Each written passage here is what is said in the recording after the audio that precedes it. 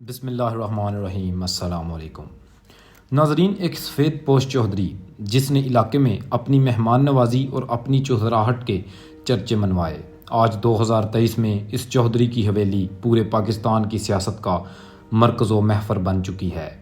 یہ چودھری جس کے بیٹے قومی اسمبلی، صوبائی اسمبلی یہیں تک نہیں بلکہ چیئرمین ضلع کونسل کا تاج بھی اپنے سر پر سجا چکے ہیں۔ یہ چودھری کون تھا؟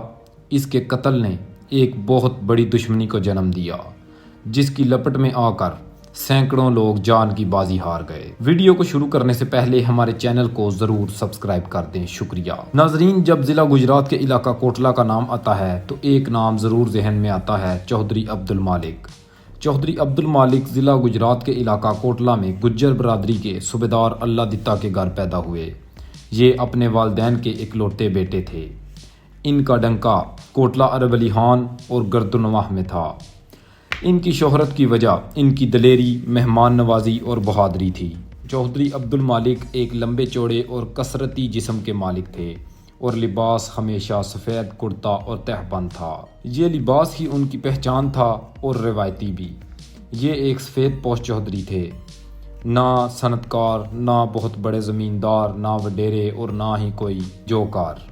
چودھری عبدالمالک نے لوگوں کی خدمت کی وجہ سے ان کے دل میں گھر کر لیا تھا۔ ناظرین، اس انسان کے لیے ایوان صدر میں یہ حکم دیا گیا تھا کہ جب بھی یہ چودھری آئے تو اس کا شاندار استقبال کیا جائے۔ ناظرین، ان کا تعلق پاکستان پیپلز پارٹی سے تھا اور گجرات کی تاریخ میں پہلی دفعہ انہوں نے بھٹو صاحب کا ایک عظیم الشان جلسہ بھی کروایا، تو پھر ایک ایسے اچھے انسان کو کیوں قتل کر دیا گیا؟ ناظرین، کوٹلہ سے کچھ ہی دور ایک گاؤں ہے ڈوئیاں، وہاں کے ایک چودھری جن کو لوگ سائیں برکت علی عرف بابا بکا کے نام سے یاد کرتے ہیں، ان کی چودھری عبدالمالک سے دوستی تھی۔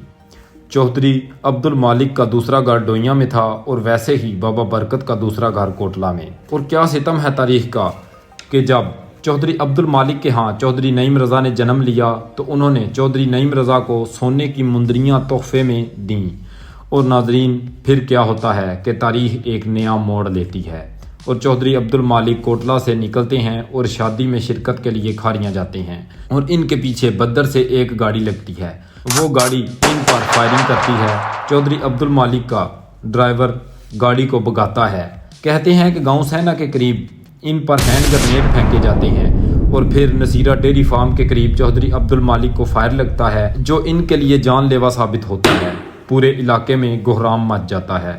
سب سے پہلے چودھری نعیم رضا اپنے والد کی لاش پر آتے ہیں۔ 12 فروری 1981 کا یہ دن گجرات کے لیے ایک بہت بڑا دن تھا، کیونکہ چودھری عبدالمالک کے قتل کے بعد ایک بہت بڑی دشمنی منظر عام پر آتی ہے جس نے گجرات کو ہلا کر رکھ دیا۔ اگر آپ اس دشمنی کی ویڈیو دیکھنا چاہتے ہیں تو اس کا لنک میں نے ڈسکرپشن میں دے دیا ہے۔ اسی کے ساتھ خدا حافظ۔